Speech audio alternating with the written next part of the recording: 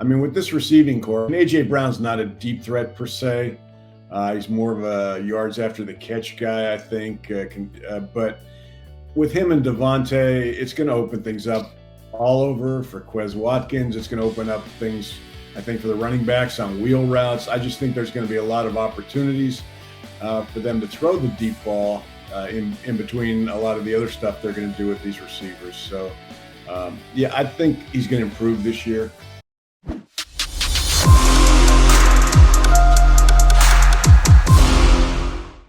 You got the Mac and Mac guys, McMullen and McDonald here with you on Birds 365. We are joined by a longtime Eagles beat writer for the Philadelphia Inquirer, doing it these days for the 3013.com, and us on JAKIB Paul Domowitch joins us here on Birds 365. JM, if you'd allow me, we'll talk all Eagles with Domo, but I do want to get one Hall of Fame question in first, because it's something I discussed on my shows on the weekend. Is this Joe Klecko related? No, it says got absolutely nothing to do with Joe Klecko. And don't even go there, McMullen, because what it does have to do with, I don't want Klecko's name tied to it in any way, shape, or form.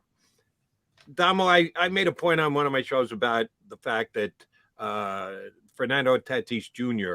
may have compromised his Hall of Fame chances at the age of 23 by testing positive for performance-enhancing drugs. And I got some calls and some tweets about the National Football League doesn't seem near as hung up about it, and they doesn't have as longer-lasting effect on the legacy of the career of a player in the National Football League, specifically Hall of Fame election. You guys at the NFL will have a vote. You're one of, how many is it? 60-something? 48 guys is all it is? Damn, that's specialized. You're in a very good position. You actually have meetings and talk about it. The last couple of years have been Zoom rather than in person, but at least those conversations are going down. In baseball, you just send in your ballot and it's done. You don't really decide it with anyone else. You decide it by yourself. Do you remember any conversations being had in any of those meetings once the list has been cut down and then you got to cut it even further to decide who's getting in? Somebody taking a stance of, well, no, I'm not going to put that guy in because he tested positive for PEDs. It's a cheater. Yeah. You know what? Performance-enhancing drugs in football, I mean, anybody that played in the league before 2000 probably used them, and including everybody that's in the Hall of Fame. So we'd kind of be hypocritical. I mean, it's not. I mean, it's not a big issue. Plus, we're not allowed to consider off the field stuff anyway. But but PEDs is on the field. No, it's considered since the punishment is coming off the field. I mean, there have been players suspended that I can speak personally would never affect how I would vote for them if I considered them Hall of Fame worthy.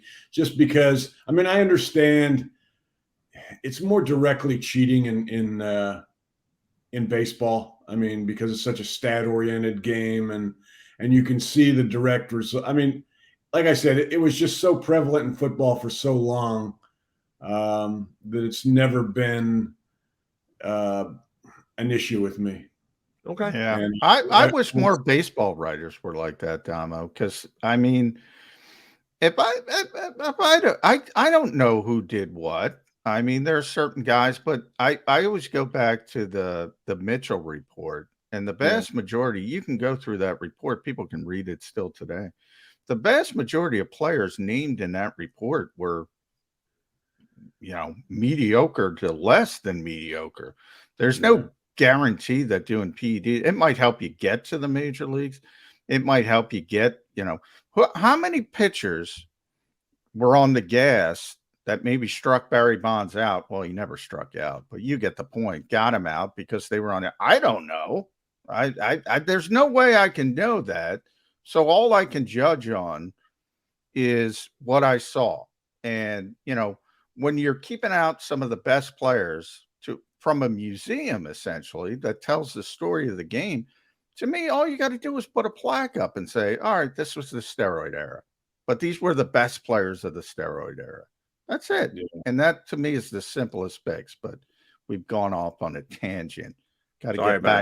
about it. I wanted, because Adamo is one of only 48 people who can directly speak to it. I wanted to hear from a guy who's in on those meetings. I know, and I go the but the only player, guys, who's off the field behavior came up in all the years I've been doing it, and I really had a problem with that was when Terrell Owens was his first year of eligibility. The out of nowhere, the Hall of Fame told us that we could consider players that were a negative influence in the locker room, and a lot of guys, I mean, I saw him at his worst, but a lot of guys jumped on that, and that's the reason it took Owens 3 years to get into the Hall of Fame, because a lot of guys held that against him.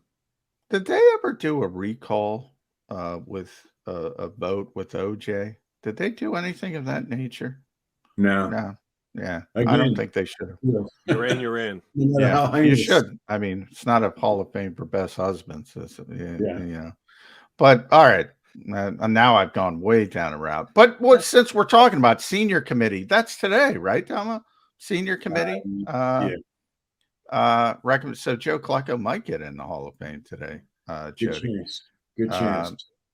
Crossing. I think they're down to 12, and they'll pick 3. They can pick as many as 3, or is it 3? Do they have to pick 3?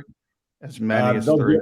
They'll give us 3, and it doesn't necessarily mean 3 will get in. It probably will, but isn't that pretty much a rubber stamp now that they've changed this? The guys get in if they're recommended.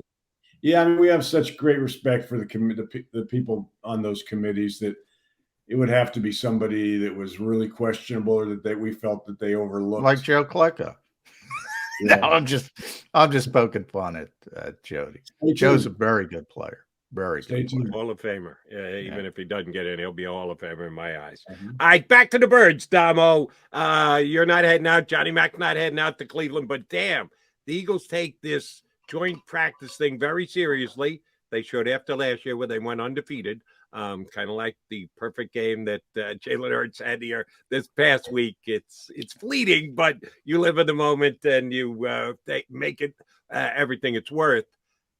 Sirianni this week seemed to be almost energized by the fact that they're getting into these practices. Why do you think it worked as well for the Eagles last year? Nick Sirianni's first year as a coach, can he possibly do what he did last year with the 4 practices he's going to have with the Browns and the Dolphins? Yeah, I mean, they got to hit somebody sometime, right?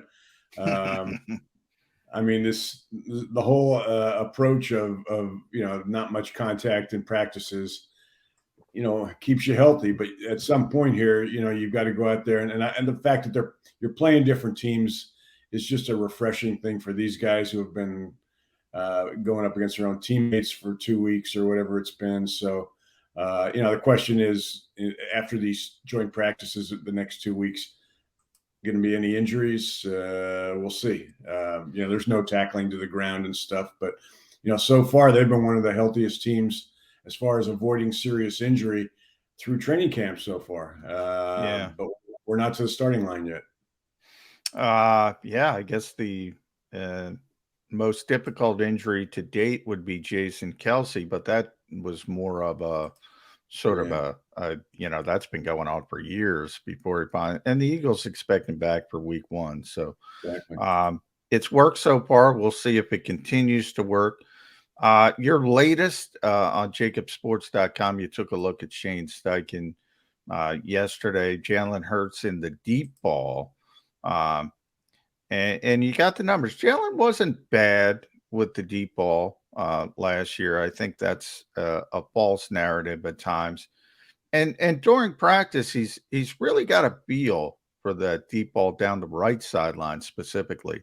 When the ball comes out on time, he's got a pretty nice feel for it, and we've seen it a couple times with long touchdowns to A.J. Brown. Can he be consistent enough? And do you think that part of it is accuracy or more just being on time? I think, judging from what we saw last year, John, I think more of it is being on time. I thought he was, he took a lot. There have been a lot of criticism of him suggesting he doesn't have a strong enough arm. I've never felt that was the case. Didn't feel it was the case in college. It's not a rifle, but it's certainly adequate enough. His problem with some of his deep passes last year was he was late throwing them. People had to wait for them. So he threw 5 interceptions last year on deep balls because of that, because the defender was able to recover. So he just the timing needs to be better. With this receiving core, and A.J. Brown's not a deep threat per se. He's more of a yards after the catch guy, I think. But with him and Devonta, it's going to open things up all over for Quez Watkins. It's going to open up things, I think, for the running backs on wheel routes. I just think there's going to be a lot of opportunities for them to throw the deep ball in between a lot of the other stuff they're going to do with these receivers. So, I think he's going to improve this year. Only time will tell, but I'm sure he's worked on it hard in the off season, including when he was out on the West Coast early. So practice makes perfect, as they say. Speaking of those wheel routes or any other toss to the back that you want to throw into the mix, sure enough, Miles Sanders got 2 tosses his way in that first Eagle drive, and then they kind of shut it down for Miles. And Kenny Gainwell has not had a bust-out Buffalo camp, despite in some corners, high expectations for this upcoming season.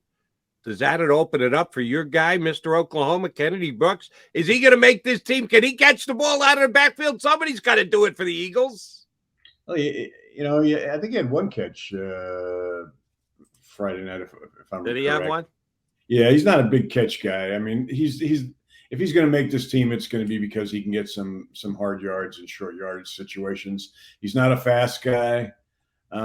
He's just big and he's strong, and we'll see. I mean, it's he's apparently not knocking anybody's socks off yet. So, but with that 16-man practice squad, they're going to keep a lot of people that might surface at some point during the season. If you're going to catch a 2-yard pass, it might as well be for a touchdown, right? Yeah. There you go. Yeah. Hey, it's very effective. It's Jalen Hurts, right? Perfect passer rating. Look at those numbers. Not a statistical game, as Dama was talking about, versus baseball.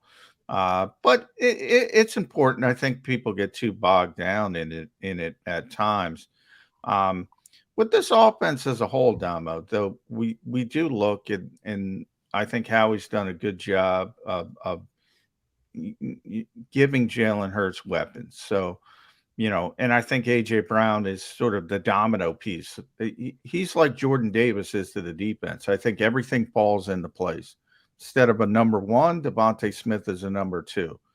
Quez Watkins is a number 2. I'd probably have an issue with that, but as a number 3, I think, that's not bad. And if he doesn't perform, you have Zach Pascal's, who has shown to be what Nick Sirianni thinks he is, very reliable, very smart, tends to run the right routes, be in where he's supposed to be. Then you have Dallas Goedert, obviously one of the best tight ends in football. Miles, Kenny Gainwell, even though Kenny's had a couple drops. How do you keep all these guys happy? Or is it just a matter of winning football games keeps you happy? Yeah, and that's obviously a question. I think Jalen's leadership skills will come in handy there, because I don't think these guys are going to be getting in his face and telling him, you're not throwing me the ball enough. I mean, he's pretty close with both Smith and A.J. Brown. One of the things I liked about that first drive, I mean, there's nothing not to like. It was perfect pretty much from his standpoint. You mentioned Miles Sanders earlier, Jody. I mean, the check down, that's something we didn't see a lot of from him last year. He wasn't willing to take that. I think they've drilled that into him, that if it's there, you take it. Because, I mean, A, it helps your completion percentage. B, it keeps the ball moving. C, these guys can run with the ball after they catch it. So maybe not Jack Stoll, but I like the fact that he threw the ball to Jack Stoll over the middle. Yeah. This is, I mean, you go back to Andy. This has always been their big emphasis, spread the ball around. And I think that's what we're going to see this year, because you've got so many of these guys. I don't think we're going to see AJ or Devonta catch 100 balls. But I think, if this team wins, they'll be tickled pink. I bemoaned the fact earlier, Damo, that yesterday on ESPN they had, I think it was 42 consecutive hours of fantasy football on, which just every time you do it is fantasy, and I'm playing no fantasy. I played a lot in my life, but I'm not playing any this year. 42 consecutive seconds is too much. Wow. They just kept pounding it down your throat. But for you Eagle fans out there, we're going to have your draft this week, and you have to always have the balance of wanting to draft players you want to root for and wanting to draft players that you really think are going to put up good numbers so you can win your league. I think you can serve both masses with Dallas Goedert this year. No sharing the limelight with Hurts at the start of the season. It seems to me Jalen wants to throw him the football. I think he's got a chance to be a top 5 and maybe even top 3 number getting tight end in the NFL this year. Am I too optimistic in Goddard's production? No, I don't think so. I think he's on the verge of making that next big step into into that group with Kelsey and Kittles. And, what's going to be interesting with him is, one of the areas that Jalen did not perform particularly well last year was in the red zone. Didn't really have a favorite red zone target like Wentz had with Zach Ertz when he was playing well in the red zone. And I think Goddard's got the potential to be that guy, which means a lot, for fantasy guys. That means a lot of touchdown catches. He's a guy you can throw the ball to on the 5 and he'll get in because of the yards after the catch ability. I think Dallas Goedert's going to, I think he's going to have a potentially all-pro type of season this year if he stays healthy. Let's flip the script and go to the defensive side, Damo. I think there's a lot of misinformation out there about the Eagles changing their defensive philosophy when it's really just one player making, I kind of mentioned with A.J. Brown on defense, it's Jordan Davis, sort of the domino where all the pieces now fall into place. They basically ran odd man fronts last year on running downs, and then even when they're rushing the passer, 4 men. It's not changing.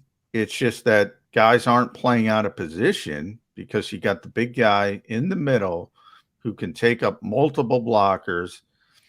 But you noted before on JAKIB Sports, he can do more than that, or at least theoretically because of his athleticism, which is just ridiculous for his size. We've never seen a guy like this in the history of the NFL. Is that going too far? No, he's an athletic freak. 6'6.5", 340 on a good day. That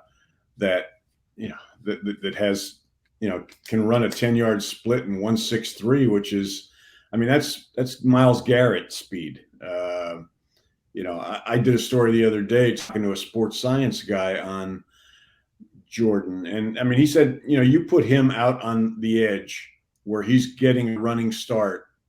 You're talking 2,000 pounds of momentum coming, when you multiply speed times. There's nobody in the league, probably nobody ever been in the league that can match that. And you think of a guy standing in front of him trying to block him. Now, the criticism has been that, well, he would have to play outside, he would have to develop a bunch of other moves. I'm not so sure. I think a bull rush might just be enough if you're coming that fast at somebody. It'll be interesting. That's why I think, Gannon's just got a lot of, I haven't been to practices. You have been, John. He's had Fletcher Cox outside on occasion in practice. He's got so many movable parts that's going to be part of the intrigue of this front this year. That, not the 3 or the man front or the 4-man front, because teams are in 4-man fronts, in sub packages 80% of the time now. So, but it's just a matter of where they're lining up. He can do so much with this group because of the versatility, not just of Davis, but of all the rest of those guys, that I can't wait to see them in action. Dom, last question. We talk a lot about Jalen Hurts and the leadership quality that he shows, and that the guys follow him and take his lead on the offense. I had a question on the Eagle defense coming into the year with the fact that I thought the leader was Brandon Graham, that he was the guy in best position to charge it. I'm not talking about getting the plays in your helmet, but the guy who really draws the defense together. But I didn't know if he was going to be able to do it because you didn't know what he was going to come back at. Everybody who's reported from practice and even flashed a little bit in the exhibition game, it looks like BG's as good, as quick, as motivated, as at the top of his game as he has been the last couple of years. How big is that to the Eagle defense this year? Well, that's huge, Jody. My concern is that he's 35. And as healthy as he looks and as good as he looks right now, you just don't know if he's going to break down at some point. The odds are against him staying healthy for 16 games, which is why I'm sure Jonathan Gannon and his defensive staff are going to monitor BG's snaps and try not to overdo it with him, pick their spots. You mentioned leadership. I'll tell you, maybe not this year because he's a rookie, but the guy on that defense who's going to end up being the leader. Oh, Nakobe. Is Nakobe. When I talked to scouts and personnel people before the draft, they just raved about Nakobe Dean's leadership ability, his intelligence. They said he can be president if he wants to one day. That's how he's got to be a reality TV star first. He's got to get on Hard Knocks first. Or run for senator in Georgia, maybe. Yeah. I don't know. There you go. Damo, great stuff. We always appreciate when you come on. Looking forward to you're being a regular contributor over the year. We love your stuff on JAKIBSports.com. Thanks for jumping aboard with us today. Thanks for having me, guys, and congratulations on 35 years. I had 35 years. I had the over on that. Did you? Yeah. I know a whole bunch of people who had the under, so I'm glad somebody cashed. Damo, thanks, buddy. Appreciate it. Great. That's